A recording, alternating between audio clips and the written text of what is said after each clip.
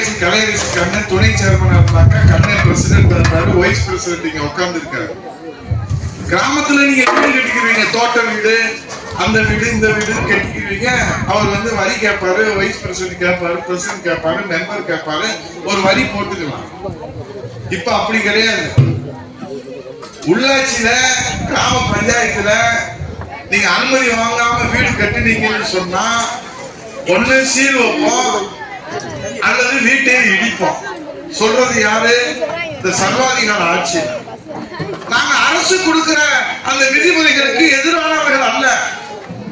கிராமங்களிலே நாங்கள் வீடு கட்டுகிறோம், ஒரு தோட்ட வீடு ஒரு விவசாயி கட்டுறாருன்னு சொன்னா அதுக்கு வரைபடம் போட்டு அனுமதி வாங்கியா கட்ட முடியும்?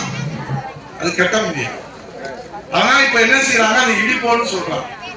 மாண்புமிகு எதிர்கட்சி தலைவர் வருங்கால முதலமைச்சர் புரட்சி தலைவர் எடப்பாடி அவர்கள் அதற்கு கடுமையான தன்னுடைய எதிர்ப்பை பதிவு செய்திருக்கிறார்.